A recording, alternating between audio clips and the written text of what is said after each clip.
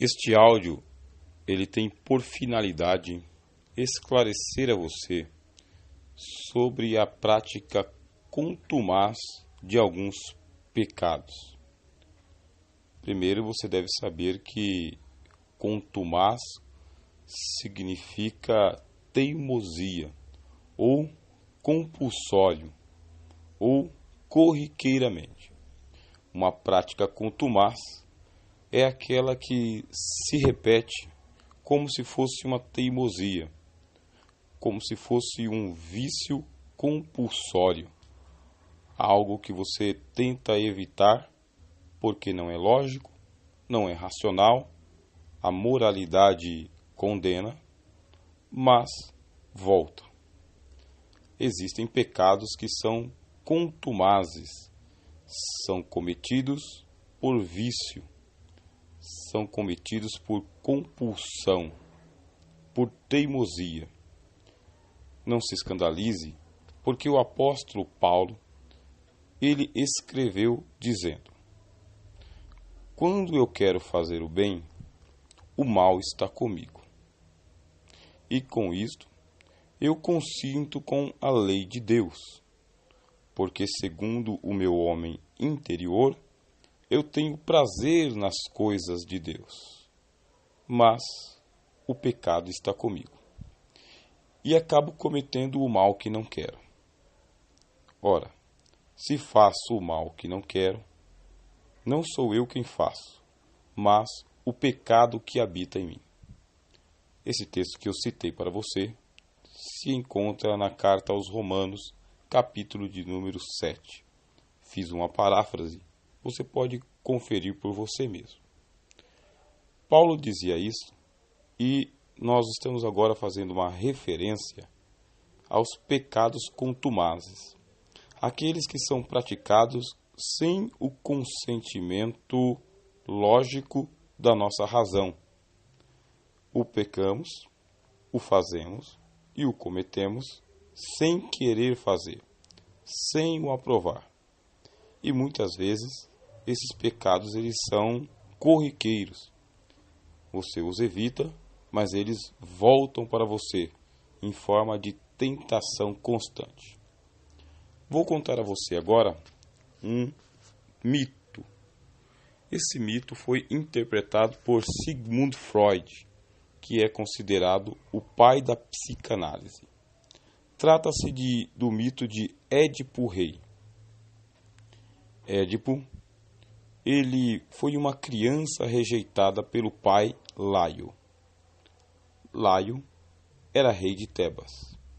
E havia uma profecia: teu filho te matará e casará com a sua esposa. Laio, quando soube desta profecia, olhou para seu filho Édipo e resolveu matá-lo, para que a profecia não se cumprisse. Acontece que Laio abandonou a criança para que ela fosse devorada pelas feras, lobos, chacais, ursos, ou que morresse abandonado. Acontece que Édipo foi encontrado por um casal de pastores. E este casal de pastores o acolheu, o criou. Certo dia, estavam conversando sobre este episódio e Édipo, que não sabia que tinha sido encontrado e adotado por esse casal de pastores, ouviu a conversa. Ficou muito revoltado. Por que eles não tinham contado antes para ele que ele era um filho adotivo? Eles disseram: nós não sabemos quem é seu pai. Simplesmente te encontramos e não achamos que deveríamos te contar. Não era a hora, nem o momento, mas agora que você descobriu. Édipo, então revoltado, abandonou a casa dos pais adotivos e foi em busca do seu próprio destino. Nesta ida e vinda por muitos lugares, um dia ele encontrou com um homem que estava em seu caminho. E esse homem, muito arrogante, prepotente, não quis abrir caminho para que Édipo pudesse passar. Os dois brigaram e Édipo acabou matando este homem. Matou-o e deixou o seu corpo a esmo, abandonado. Seguiu seu caminho, Foi então quando, muito tempo depois, chegou à cidade de Tebas. A cidade estava em luto porque o rei Laio havia desaparecido e não havia nenhuma informação sobre o seu paradeiro. A rainha Jocasta, ela não sabia o que fazer, porque a cidade não podia ficar sem um rei desprotegido. E ela então, dando por morto seu marido Laio, fez um decreto, dizendo o seguinte: eu me casarei com o homem que nos livrar da esfinge, porque a esfinge era uma figura lendária, mitológica, um monstro que atacava todas as pessoas que tentavam chegar a Tebas e impedia o comércio.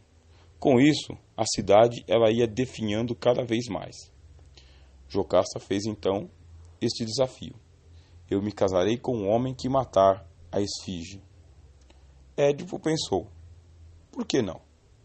Avançou contra a esfinge e no meio do caminho a esfinge o atacou, dizendo: vou lhe devorar vivo, a menos que você me declare o meu enigma.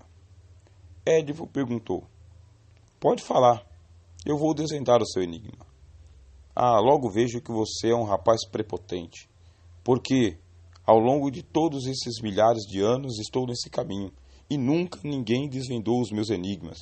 Pelo contrário, eu os devoro a todos. Mas se você desvendar, te deixarei passar. Édipo então perguntou: qual que é o enigma? Responda-me. Quem é aquele que, de manhã, anda em 4 patas, à tarde anda de 2 patas e à noite anda em 3 patas? Édipo respondeu: ora, é o homem. É o homem porque de manhã, quando ele é criança, ele anda engatinhando sobre suas 4 patas. E à tarde, quando ele já é adulto, ele anda com as suas 2 patas. Mas quando for velho, ele precisa de uma bengala e anda então com 3 patas. A esfinge ficou espantada com a astúcia daquele rapaz, mas, como ela havia prometido, abriu espaço. Acontece que Édipo se lançou sobre a esfinge e a jogou de lado. Algumas versões dizem que ele a matou, outras de que ela se suicidou de tanta vergonha, e outras que ela simplesmente desapareceu. O fato é que Édipo venceu a esfinge, e Jocasta, para cumprir a sua palavra, casou-se com Édipo. Desta união nasceram 4 crianças. Acontece que uma pestilência tomou conta da cidade, uma praga terrível, e a praga não tinha como sair da cidade, até que Édipo procurou os sacerdotes para saber o que deveria fazer. E os sacerdotes disseram: ora, essa praga só vai sair da cidade quando for descoberto o assassino do rei Laio e onde que ele colocou o corpo, porque a alma de Laio é quem está trazendo esta pestilência sobre a cidade. Bom, Édipo ficou muito revoltado. Ele queria saber quem havia matado o rei Laio, e ele suspeitou que pudesse ser uma das pessoas da cidade de Tebas. Através de muita investigação, um dia chegou o esclarecimento. Foi você mesmo, Édipo, quem matou o rei Laio. Aquele homem que você matou no caminho antes de chegar aqui, ele era o rei Laio. E o rei Laio era seu pai. Quando Édipo soube disso, ficou muito transtornado, porque se Laio era seu pai, Jocasta era sua mãe.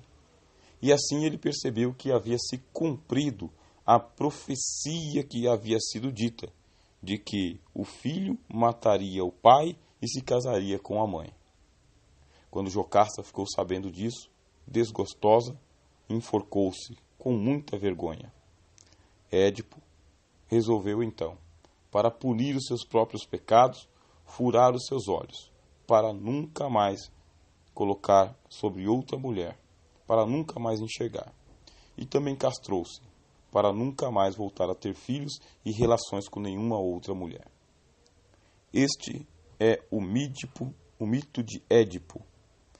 Como eu disse anteriormente,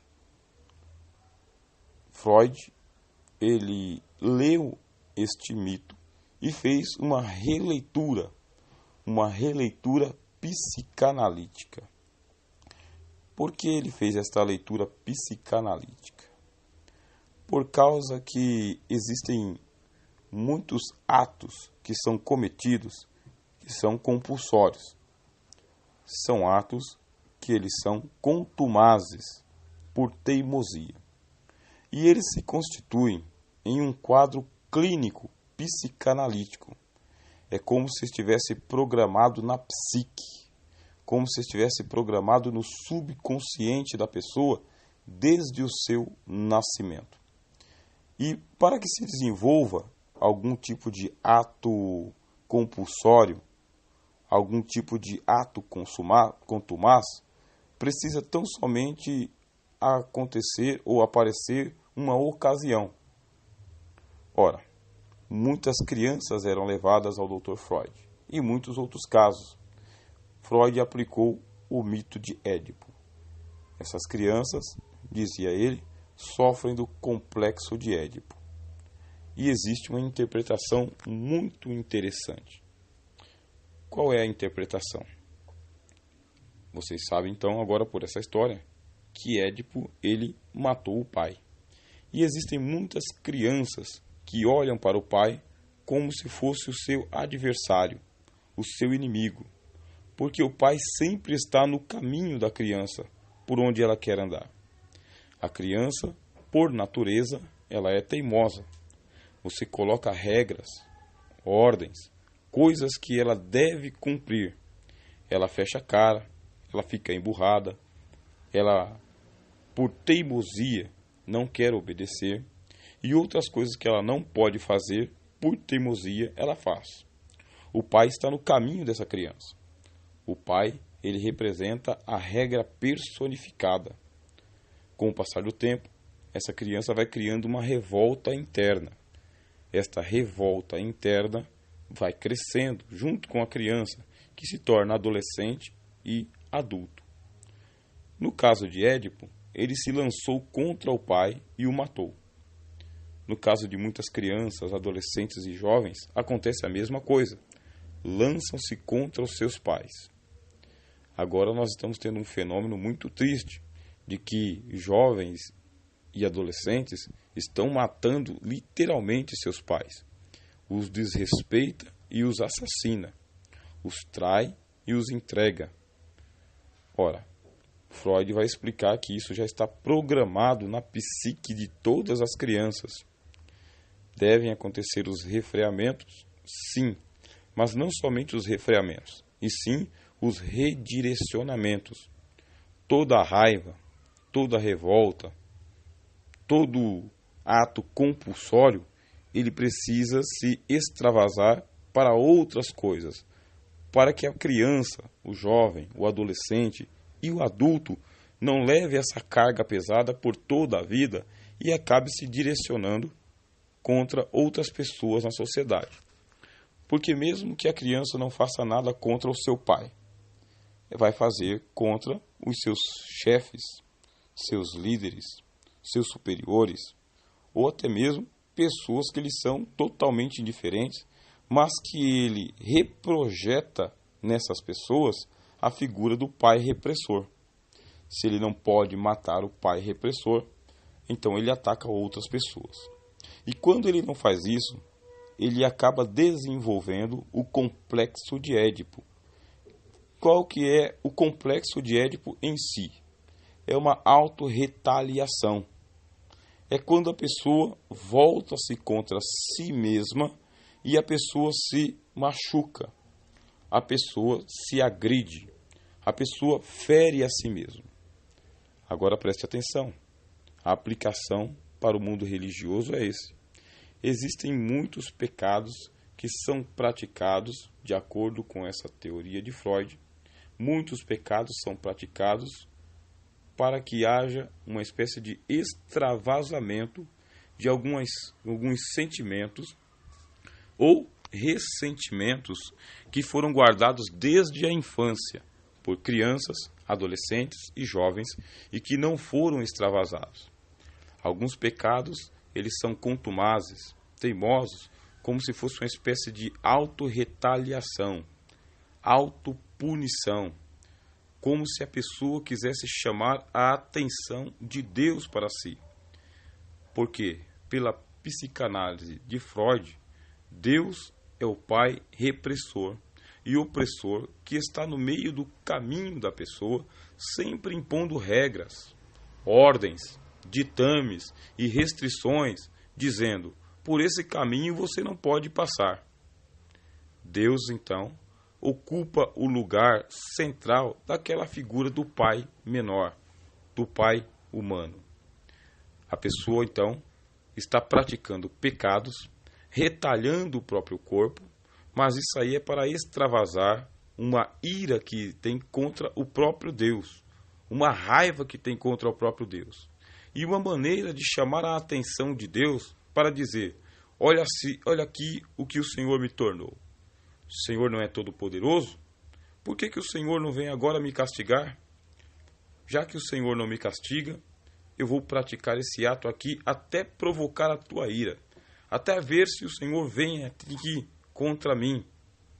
E quando o Senhor vier, aí eu vou mostrar qual que é o teu caráter, porque é a oportunidade que o pecador tem de se lançar contra Deus.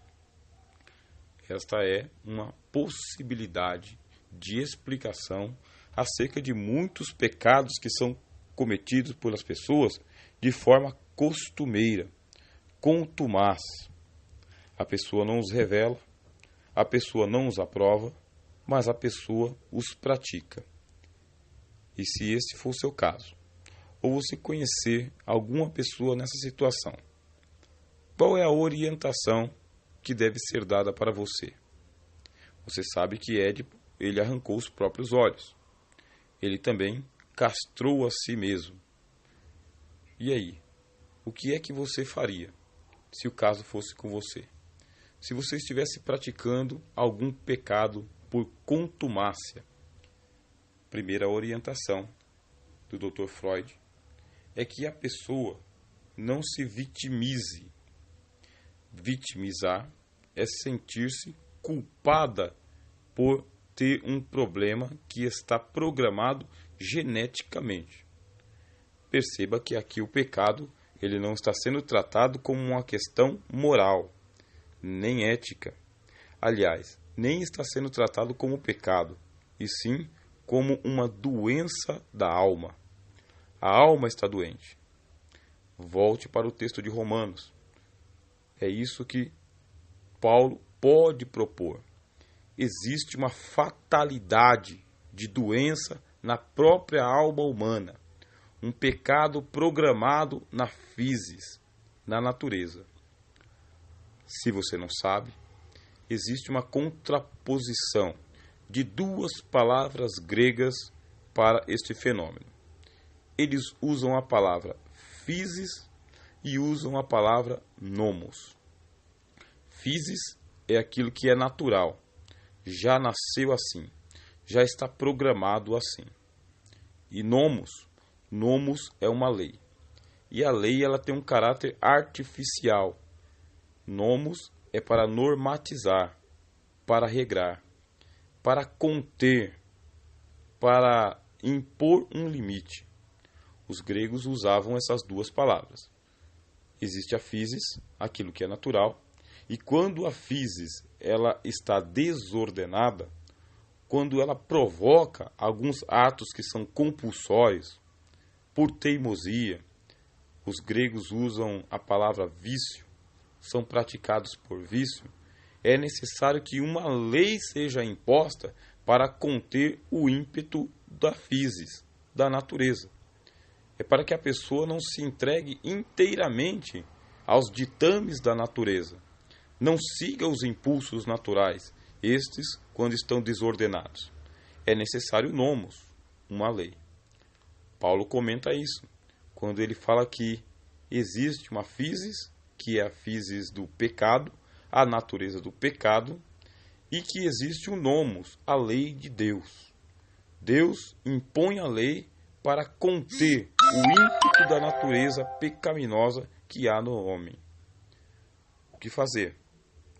Se você muda a palavra de pecado para doença, se você começa a compreender que algumas práticas que são compulsórias te levam a agir por ímpeto, precisam ser contidas por uma terapia, aí você também começa a mudar agora a sua consciência cristã, religiosa e também a sua consciência humana.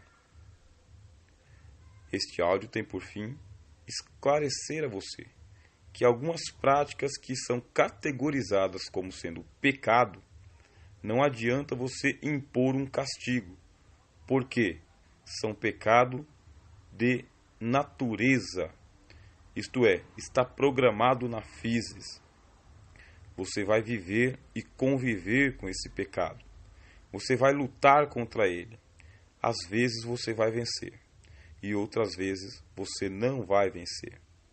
Nas vezes que você vencer, você vai poder cantar cânticos de vitória, até se gloriar. Vi e venci. E às vezes que você não vencer e for vencido, lhe cabe um caminho de terapia, a terapia da oração. Você vai orar, você vai falar com Deus, você vai confessar a Deus. E aqui eu estou usando a palavra confessar, que é uma terminologia religiosa, mas não é confessar como se Deus estivesse com um escrutínio ou como uma toga pronto a punir você por causa do seu pecado. Mude a palavra confessar para conversar, dialogar. Não Deus como um juiz, mas Deus como um terapeuta, aquele que sabe tratar o paciente que está doente. Porque, em certo sentido, o pecado é uma doença que leva à morte. E você, estando doente, não precisa ser castigado, mas tratado. E como é que Deus vai tratar você, que sofre de uma doença recorrente, um pecado que vai e volta, que às vezes você vence e às vezes você é vencido? Deus vai tratar você como um paciente. Ele vai lhe dar o tratamento. Em linguagem religiosa, primeiramente, ele vai te perdoar dos seus pecados. Em linguagem clínica, Deus ele vai aliviar você do seu complexo de culpa, dizendo a você palavras terápicas, do jeito que ele falou para aquela mulher que foi apanhada em adultério: vai e não peques mais. Ou para aquele homem que foi curado de uma paralisia: vai, não peques mais, para que não lhe aconteça coisa pior. Perceba, Deus está mudando o papel, não sendo o pai opressor contra quem você lança os seus pecados para agredi-lo. Muito pelo contrário. Dentro da teologia cristã, Deus é o pai que recebe por filho as pessoas e os disciplina para que sejam participantes da sua santidade também. Mas para participar da santidade de Deus, é necessário que haja uma consciência. Qual consciência? A natureza de Deus é pura. A minha é uma natureza contaminada. Como que Deus vai fazer com que a natureza dele venha fazer parte da minha natureza? O apóstolo Pedro diz que é pela palavra. Deus fará terapia com você, ensinando a você a palavra da vida. Jesus disse no Evangelho de João: a palavra que eu te digo é espírito e vida. Para terminar, é como se você tivesse sido picado por uma serpente, e o veneno da serpente tomou conta da sua natureza, está matando o seu ser, acabando com a sua consciência, tirando o teu fôlego de vida. Você vai então para o pessoal que faz o tratamento das picadas de cobra, de serpente, e eles vão aplicar em você o antídoto antiofídico. Esse antídoto antiofídico, ele é retirado da própria serpente. É o próprio veneno da serpente transformado em antídoto. Esse antídoto, ele é aplicado ao seu corpo para que os seus anticorpos eles possam trabalhar para poder assim anular o efeito do veneno. Alguma coisa misteriosa acontece quando Deus nos fala a sua palavra, porque ela não vem como uma palavra como se fosse mais veneno para te matar. Pelo contrário, ela vem como um antídoto. E esse antídoto, que é a palavra de Deus, que é Deus aconselhando, pode não vir em linguagem religiosa, mas pode vir revestida de um conselho de um bom amigo, um colega, até mesmo um terapeuta, um médico, um advogado, um colega do serviço. Que você saiba a quem recorrer na hora que você estiver caindo em fracassos morais, fracassos éticos e também fracassos espirituais.